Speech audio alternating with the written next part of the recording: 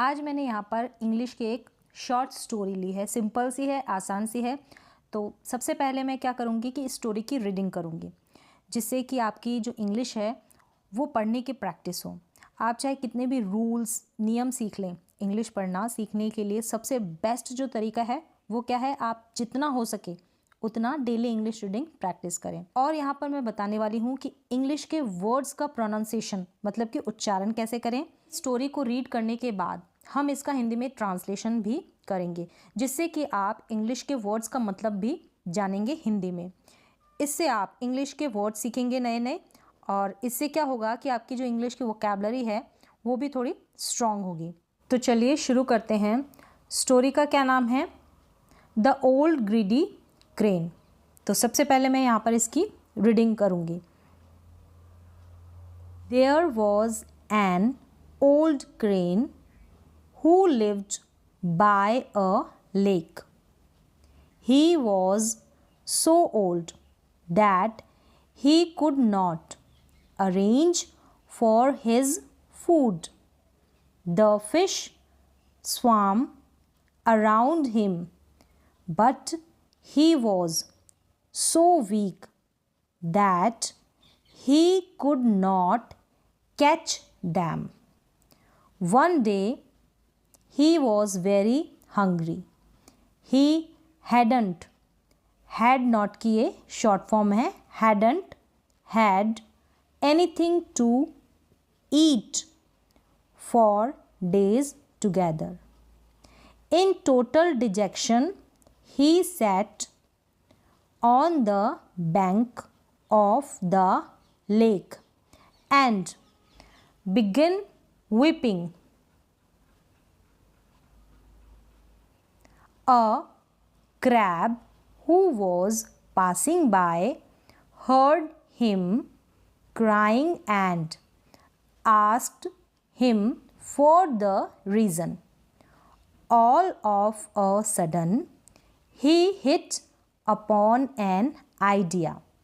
He asked the crab to have patience and allow him some time to overcome his emotion.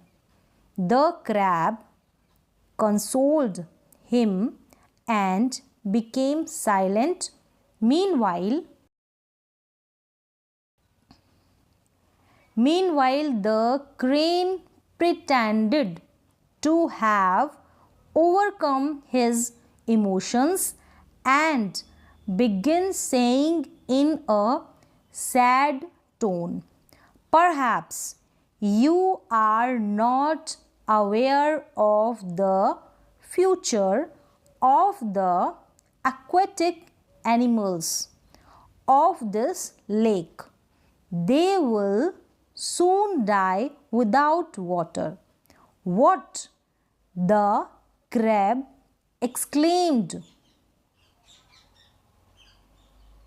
"Yes," the crane said, "a fortune teller has told me that very soon this lake will go dry and all the creatures living in it will die. This thought of impending doom has sunken my heart with grief." After a pause, the crane continued, "There is another lake at some distance from here. All the big creatures like crocodiles, tortoises, frogs, etc. can travel up to that lake, but I am worried about those who cannot travel by land like fish. They will die without water. This is the reason Why I am so sad. I want to help them. All the creatures in the lake were dumbstruck to know the future of the lake, but they became very happy to know that the crane was ready to help them. There is a big lake full of water a few miles away from here. I carry such helpless creatures on my back, said the crane, and put them safely in the big lake. Everyone in the lake agreed to this proposal. Now the crane started carrying one creature at a time on his back. First, he started with fish. He started with fish and carried them on his back. But instead of taking them to the big lake, he took them to a nearby hill and ate them, and in this way the crane ate a large number of fish every day. Within a few days he regained his health and became stout. One day the crab said to the crane, "Friend, you seem to have forgotten me. I thought I would be the first one to be carried to the big lake. But I have a feeling that I have been completely ignored." "No, I haven't forgotten you," said the crane cunningly. He was tired of eating fish every day. He wanted to have a change. So he said to the crab, "Come, my friend, sit on my back." The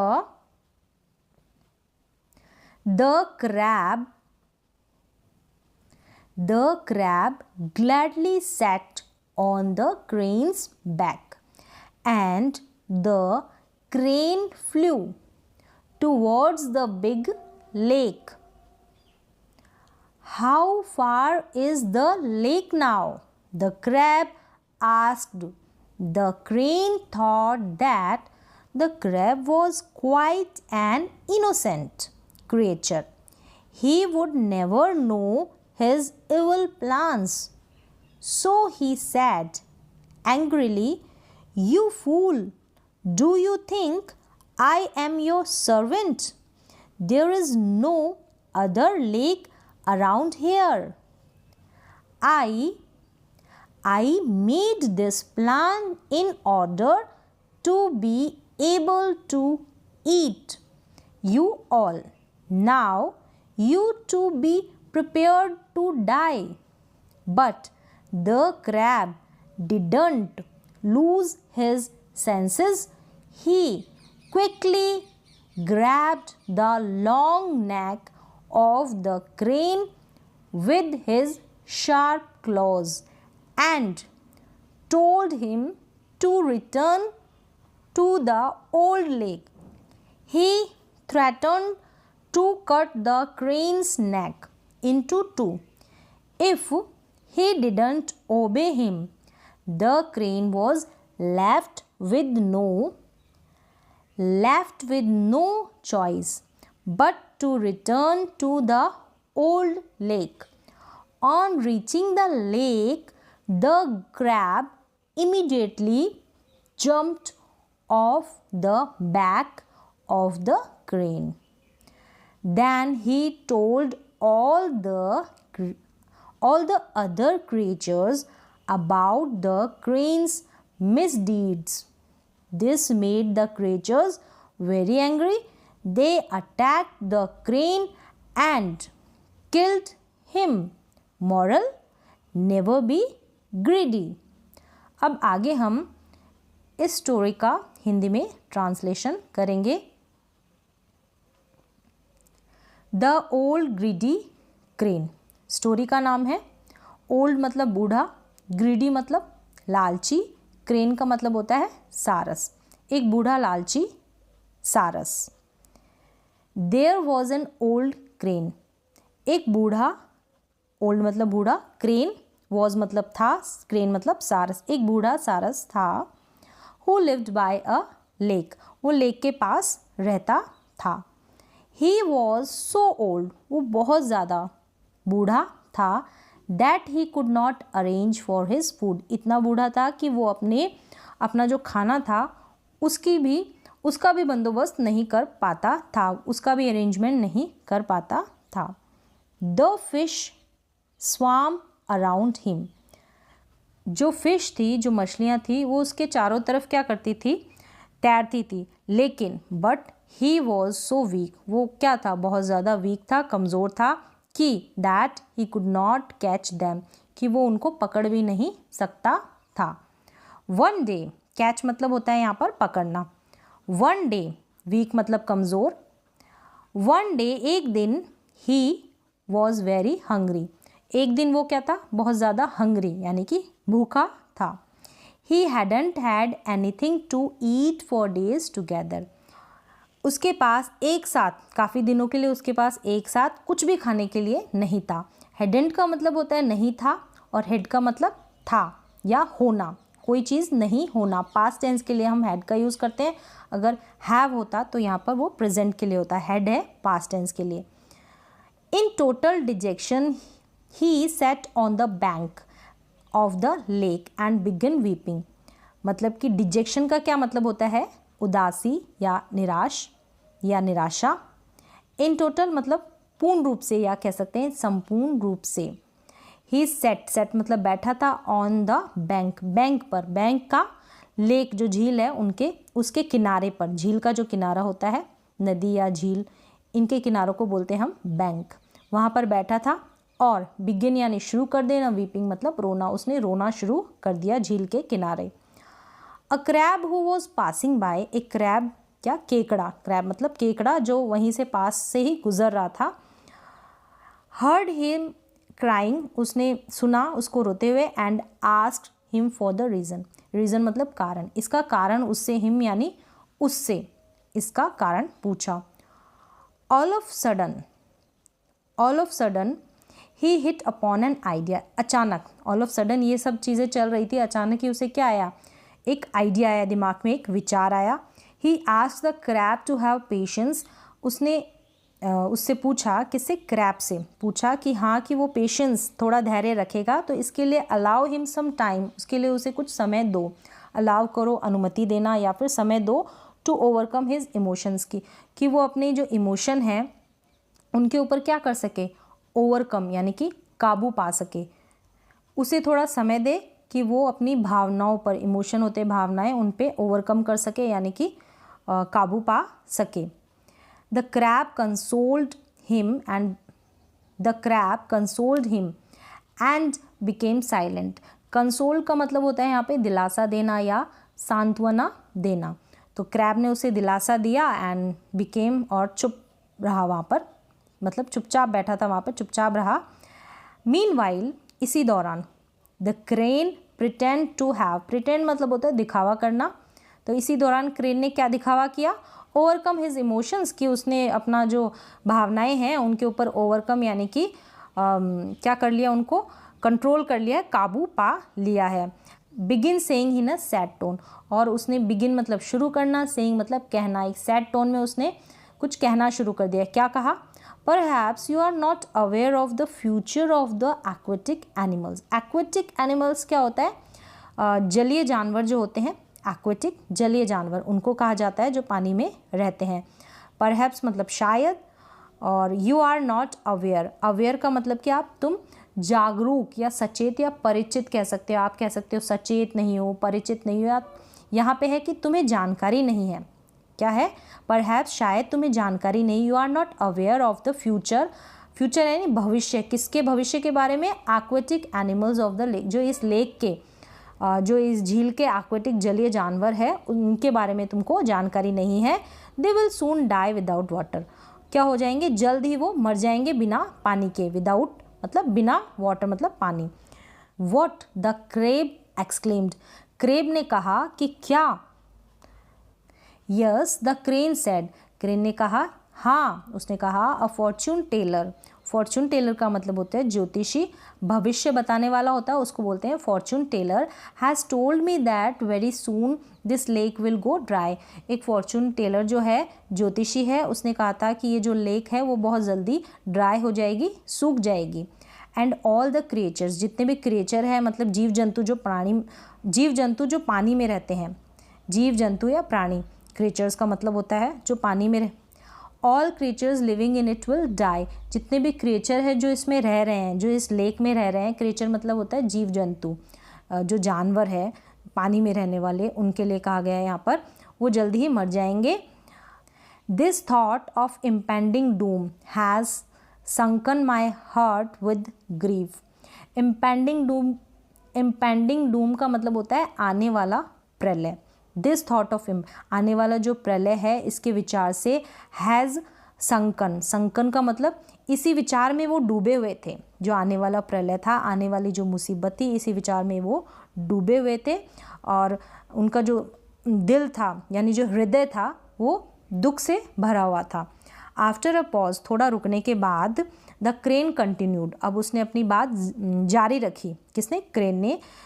फिर उसने क्या कहा?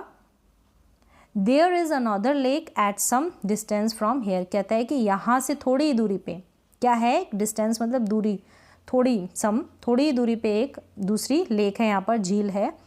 All the big creatures, जितने भी बड़े creatures है, जितने भी बड़े जानवर है, लाइक जैसे कि, लाइक मतलब जैसे crocodiles, tortoise, frog, crocodiles, tortoise और फ्रॉग्स। क्रोकोडाइल्स मतलब मगरमच्छ और टोर्टोइज मतलब कछुआ और फ्रॉग मतलब मेंढक। ये सब क्या होंगे? ये जितने भी बड़े जानवर हैं वो can travel up to that lake, मतलब वो लेक तक, अप टू को वो लेक तक खुद से ट्रैवल कर लेंगे। But I am worried about those who can not travel by land, मतलब जो लैंड पे नहीं चल सकते, ये तो लैंड पे ज़मीन, लैंड मतलब होता है ज़मीन, ये तो ज़मीन पे चल सकते हैं, लेकिन जो वरीड मतलब चिंतित, मैं उनके लिए चिंतित हूँ जो कि ट्रैवल यानी क्या होता है? यात्रा करना, तो वो जो चल नहीं सकते, जो पानी में ही चलते हैं, उनके लिए मैं चिंतित हूँ, वरिड हूँ। लाइक जैसे फिश, जैसे कि मछली, they will die without water, वो तो बिना पानी के ही मर जाएगी। दिस इज़ द रीज़न, यही कारण है, रीज़न मतलब कारण, why I am so sad, इसलिए मैं इतना सैड हूँ। I want to help them, I want to help them, मैं उनकी मदद करना चाहता हूँ। All the creatures in the lake वो डमस्ट्रक, डमस्ट्रक का मतलब होता है हक्का बक्का रह जाना। सारे जो, ऑल मतलब सारे क्रिएचर्स यानी जो जानवर थे लेक के अंदर, वर मतलब थे, ठीक है। टू नो द फ्यूचर, वो नो मतलब जानना, क्या जानकर? वो फ्यूचर भविष्य जानकर, किसका? ऑफ द लेक, लेक का भविष्य जानकर वो सारे के सारे जानवर जो थे लेक के अंदर वो क्या हो गए? हक्के बक्के हो गए। बट लेकिन they became very happy, became मतलब बन जाना, हो जाना या होना, वेरी हैप्पी बहुत खुश हो गए, टू नो यह जानकर कि दैट द क्रेन, जो क्रेन है ना, सारस, वॉज मतलब था या थी या थे, रेडी मतलब तैयार हो गया, टू हेल्प देम उनकी, देम मतलब उनकी, हेल्प मतलब मदद करने के लिए तैयार हो गया, ये जानकर वो सब लोग खुश हो गए। There is a big lake, there is a big lake, एक बड़ी लेक है, वो फुल ऑफ वाटर, वाटर से फुल है, वो भरी हुई है। A few miles away from here, here मतलब यहाँ से, फ्यू थोड़ी ही माइल्स यानी थोड़ी ही मील की दूरी पर यहाँ से एक बड़ी लेक है, झील है। I carry such helpless creatures on my back. Helpless मतलब मजबूर, लाचार या असहाय। ये जितने भी असहाय क्रिएचर या मजबूर जो क्रिएचर्स है, जो जानवर है, उनको मैं क्या करूँगा, मेरी बैक के ऊपर ले जाऊँगा वहाँ पर। सेड द क्रेन, क्रेन ने कहा। And put them safely in the big lake, और उनको सेफली यानी सुरक्षित उस जो बड़ी लेक है उसमें मैं डाल दूँगा। Everyone in the lake agreed, agreed मतलब सहमत होना, एवरीवन मतलब सभी क्या हो गए जो लेक के अंदर थे वो सभी जानवर सहमत हो गए टू दिस प्रपोजल, जो ये प्रपोजल था, प्रपोजल मतलब सुझाव। Now the crane started carrying one creature at a time, एक समय में। नाउ अब क्या किया उसने, नाउ मतलब अब द क्रेन ने स्टार्टेड कर दिया, शुरू कर दिया एक क्रिएचर को ले जाना, एक समय में एक क्रिएचर को, एक जानवर को ले जाना ऑन हिज बैक, अपनी बैक पर मतलब पीठ पर। फर्स्ट पहले ही स्टार्टेड विद फिश, पहले इसने शुरुआत कहाँ से की, मछलियों से। Carried them on his back, उनको वो अपनी बैक के ऊपर, पीठ के ऊपर ले गया। But instead of taking them to the big lake, लेकिन वो इंस्टेड मतलब के बजाय, मतलब कि बड़ी लेक में ले जाने के बजाय, डैम मतलब उनको, he took them to a nearby hill, पास में, नियर बाय हिल, पास ही में जो क्या थी, हिल थी, एक पहाड़ी थी, वहाँ पर उनको ले गया। एंड एट दैम, उनको एट मतलब खा लिया उनको, them. And in this way the crane at a large number of fish every day, इस प्रकार से उसने क्या किया, क्रेन ने लार्ज नंबर, बड़ी संख्या में रोज़ जो फिश थी, मछलियों को खाना शुरू कर दिया, यानी खा लिया उनको। With in a few days, with in मतलब अंदर, कुछ ही दिनों के अंदर, अ फ्यू डेज कुछ ही दिनों के, विद इन यानी अंदर। ही रीगेन्ड, रीगेन्ड का मतलब होता है हासिल करना या वापस पा लेना। हिज हेल्थ, उसने अपनी जो हेल्थ थी उसको, जैसा वो पहले था वैसे उसने अपनी हेल्थ को पा लिया। एंड बिकेम स्टाउट, अब स्टाउट हो गया। स्टाउट का मतलब बिकेम का मतलब होता है बन जाना, हो जाना या होना। स्टाउट मतलब मोटा, अब वो मोटा हो गया। वन डे, एक दिन, the crab said to the crane, एक दिन जो क्रैब था उसने क्रेन से कहा, सारस से कहा, केकड़े ने, कि friend you seem to have forgotten me, forgotten मतलब भूल जाना, मी मतलब मुझे, यू यानी कि तुम, और सी मतलब ऐसा लग रहा है या प्रतीत होना या दिखाई दे रहा कि तुम मुझे भूल गए हो। आई थॉट, मैंने सोचा, I would be the first, मैंने सोचा कि मैं फर्स्ट होऊंगा, I would be the first, पहला होऊंगा। One to be carried to the big lake, बड़ी लेक में जाने वाला मैं पहला होऊंगा। But I have feeling that I have been completely ignored, लेकिन मुझे तो भुला दिया गया, मुझे ऐसा फील हो रहा है कि पूरी तरह से मुझे भुला दिया गया, मुझे फील हो रहा है, ऐसा महसूस हो रहा है। No I haven't forgotten you, उसने क्या कहा, सेड द क्रेन, क्रेन ने कनिंगली, कनिंगली मतलब चालाकी, चालाकी से, सेड मतलब कहा, क्या कहा कि no I have not forgotten you, I haven't forgotten you, कि मैं तुम्हें फॉरगॉट यानी भूला नहीं हूँ। He was tired of eating fish every day, अब वो क्या हुआ, थक गया। टायर्ड का मतलब होता है थक गया, ईटिंग यानी खाते खाते, फिशों को यानी मछलियाँ जो थी उनको हर रोज़ खाते खाते अब वो थक गया था। वॉज मतलब था या थे। He wanted to have a change, अब वो क्या, चेंज यानी बदलाव चाहता था, वॉन्टेड मतलब चाहना। सो he sad to the crab, तो उसने क्या किया, क्रैब से, केकड़े से कहा, कम माई फ्रेंड, आओ मेरे friend, sit on my back, sit मतलब बैठ जाना, कहाँ पर, मेरी जो बैक है पीठ पर बैठ जाओ। द क्रैब ग्लैडली, ग्लैडली का मतलब होता है प्रसन्नता से, खुशी से। Set on the cranes back, वो बड़ी ही खुशी से जो क्रेन था सारस की पीठ के ऊपर बैठ गया। And the crane flu, flu मतलब उड़ना, फ्लाई मतलब उड़ना, तो फ्लू का मतलब यहाँ पे हुआ पास्ट टेंस है तो ये पास्ट फॉर्म है, फ्लू मतलब उड़ा। Towards a big lake, big lake की तरफ, टूवर्ड्स मतलब तरफ होता है की और, बड़ी झील की और। How far is the lake now, उसने पूछा कि अब जो है वो लेक कितनी दूर है। द क्रैब आस्क्ड, क्रैब ने पूछा। The crane thought that, the crane ने थॉट यानी सोचा, दैट की the crab was quite an innocent creature, जो क्रैब है वो क्या है, बहुत ही इनोसेंट है, मासूम है, इनोसेंट का मतलब मासूम। He would never know his evil plan, वो उसके बुरे प्लान के बारे में, इविल मतलब बुरा, बुरे प्लान के बारे में नहीं जान पाएगा। So he said, so he said angrily, तो उसने गुस्से से कहा, यू फूल, फूल का मतलब मूर्ख, you fool, do you think, क्या तुम सोचते हो, थिंक मतलब सोचना, आई एम योर सर्वेंट, कि मैं तुम्हारा नौकर हूँ, क्या तुम ऐसा सोचते हो, there is no other lake around here, यहाँ पर नो अदर कोई दूसरी लेक, चारों तरफ कोई दूसरी लेक नहीं है, अराउंड का मतलब था चारों ओर, हेयर मतलब यहाँ, I made this plan, made मतलब बनाना, दिस प्लान जो ये प्लान था वो मैंने बनाया है, in order to be able to eat you all, इस तरीके से बनाया है, इन ऑर्डर टू इस तरीके से बनाया है कि to be able to eat you all, कि मैं इतना एबल योग्य हो जाऊं कि मैं तुम लोगों को खा जाऊं, इस तरीके से मैंने ये सारा प्लान बनाया है। Now you to be prepared to die, अब प्रिपेयर मतलब तैयार हो जाना, प्रिपेयर्ड का मतलब तैयार हो जाना, पास्ट टेंस है इसलिए ईडी लगा हुआ है, नाउ मतलब अब तुम भी क्या करो, मरने के लिए तैयार हो जाओ। But the crab didn't lose his senses, lose का मतलब होता है ढीला, सेंसेस का मतलब हिज मतलब उसके, सेंसेस का मतलब होता है समझ या ज्ञान, उसने अपनी समझ और ज्ञान को ढीला नहीं पड़ने दिया।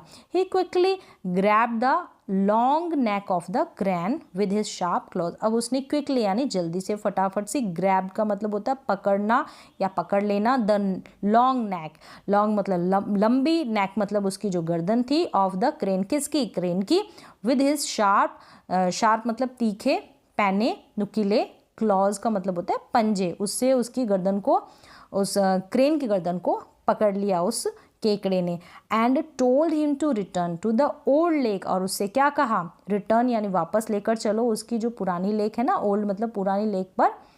ही थ्रेटन्ड, थ्रेटन्ड ही यानी उसने या वह, तो यहाँ पे है उसने, थ्रेटन्ड मतलब धमकी दी, to cut the crane's neck, उसने कहा कि इनटू टू मतलब टू पार्ट्स में वो उसके क्रेन की जो सारस की गर्दन है उसको वो काट देगा, इस कि उसने थ्रेटन यानी थ्रेटन का मतलब धमकी देना। इफ़ ही डिडंट ओबे हिम, ओबे का मतलब क्या होता है, आज्ञा का पालन, अगर उसने उसकी आज्ञा का पालन नहीं किया तो वो उसकी गर्दन के दो टुकड़े कर देगा। The crane was left with no choice but to return to the old lake, पुरानी लेक के अलावा उसके पास, लौटने के अलावा उसके पास कोई चॉइस नहीं बची थी, चुनाव नहीं कर सकता था, अब यही था एक तरीका कि उसको जाना पड़ेगा। On reaching the lake the crab immediately jumped off the back of the crane, ओबे का मतलब यहाँ पे आपने जान लिया, जम्प्ड ऑफ का क्या मतलब होता है, कूद गया, जम्प्ड ऑफ का मतलब ये लिखा है, जम्प्ड ऑफ का मतलब कूद जाना, कूद गया, बैक यानी उसकी पीठ से, लेक पे जब पहुंचा, द क्रैब इमीडिएटली, क्रैब ने तुरंत, इमीडिएटली मतलब तुरंत ही, जम्प्ड ऑफ मतलब कूद गया, बैक से उसकी पीठ से, क्रेन की पीठ से, and then he told all the other creatures about the crane's misdeed, misdeed का मतलब जो उसके बुरे काम हैं उसके बारे में उसने जितने भी क्रिएचर्स दे, अबाउट मतलब के बारे में, द क्रेन्स मिसडीड क्रेन के बुरे काम के बारे में जो भी इसने किया उसके बारे में उसने सारे जो क्रिएचर्स दे लेक में उन सब जानवरों को बताया। This made the creatures very angry, अब इसने क्या किया, सब क्रिएचर्स को बड़ा ही गुस्सा दिला दिया, गुस्से में आ गए सारे। They attack the crane, crane के ऊपर आक्रमण किया, एंड किल्ड हिम, और उसे किल्ड यानी मार दिया, हिम मतलब उसे। यहाँ पे स्टोरी कंप्लीट होती है, लास्ट में इसका मॉरल है, मॉरल क्या है, मॉरल मतलब शिक्षा होती है, और नेवर बी ग्रीडी, नेवर मतलब कभी भी, कभी भी मतलब बनना होना, क्या, ग्रीडी लालची, ग्रीडी मतलब लालची, मतलब कि लालची कभी मत बनो या कभी भी लालची मत बनो, इस तरह से इसका मीनिंग है इस मॉरल का। तो यहाँ पे ये स्टोरी कंप्लीट होती है। तो आज के लिए बस इतना ही, मिलते हैं एक और नए एजुकेशनल वीडियो के साथ, तब तक के लिए धन्यवाद।